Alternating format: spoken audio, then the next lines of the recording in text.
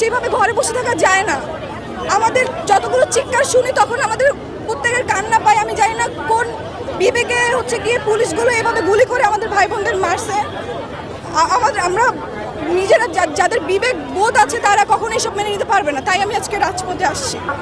আসলে আমাদের আজকে যেই অবস্থা, এই পরিস্থিতি সব কিছুর জন্য সরকার দায়ী।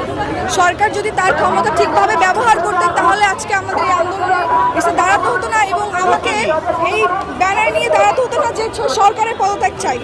সরকার তার ক্ষমতার অপব্যবহার করে আজকে আমাদেরকে এই রাস্তায় দাঁড় করিয়েছে। তো এই জন্য আমি সরকার পদত্যাগ চাই। আর যত আমাদের ভাই বোনরা মারা গিয়েছে সব কিছু তার নির্দেশেই হয়েছে। তারা একটা ন্যায্য দাবি করেছিল, সেই ন্যায্য দাবি যদি সে সঠিক সময়ে পালন করতো বা সেটা মেনে নিত তাহলে আজকে আমাদের এই ভাই বোনরা মারা যেত না, আজকে আমাদের এই রাস্তায় মিছিলে দাঁড়াতে হতো না এবং আমাকেও এই কথাটা বলতে হতো না। সরকার তার ক্ষমতা সঠিকভাবে ব্যবহার করতে পারে নাই। আমরা এরকম কোনো সরকার চাই না যে আমাদেরকে এভাবে মারার নির্দেশ দিবে। আমরা এরকম কোনো সরকার চাই না। আমরা এখনো কোনো স্বাধীন নাগরিক না। স্বাধীনতা এসেছিল 2019 সাল 1971 সালে, সেটা শুধু শেখ পরিবারের জন্য, আমাদের জন্য না। আমরা এখনো বাক স্বাধীনতা পাইনি, আমরা এখনো সঠিকভাবে কথা বলতে পারি না। আমরা এখনো অবশ্যই যতদিন না পর্যন্ত সরকার পদত্যাগ করবে ততদিন পর্যন্ত আমরা এই আন্দোলন চালিয়ে যাব। আমার দাবি একটাই, আমি সরকার পদত্যাগ চাই। আমি কোনো 9 দফা দাবিও কোনো বিচার চাই না। আমি কার কাছে বিচার দিব? আসলে সরকার যেখানে নিজেই মারা নির্দেশ দেয় তার কাছে বিচার দিতে লাভ নেই, সে কখনো সঠিক বিচার করবে না। আমি জানি না তারা কিসের ভয় এখনো ঘরে বসে আছে, কারণ এখন এই আন্দোলনটা হয়ে গেছে পুরো দেশবাসীর, আমাদের পুরো বাংলাদেশের মানুষের। আমি সবাইকে আহ্বান জানাচ্ছি যে সবাই ঘর থেকে নেমে আসুন। কার ভয় কিসের জন্য বসে থাকবেন? আমরা যদি না নামি সবাই মিলে প্রতিবাদ না করি আমরা কখনোই আর স্বাধীনতা পাবো না। আমরা কখনোই আর বাক স্বাধীনতা পাবো না। আমরা কখনো এই দেশে সঠিকভাবে বাঁচতে পারবো না।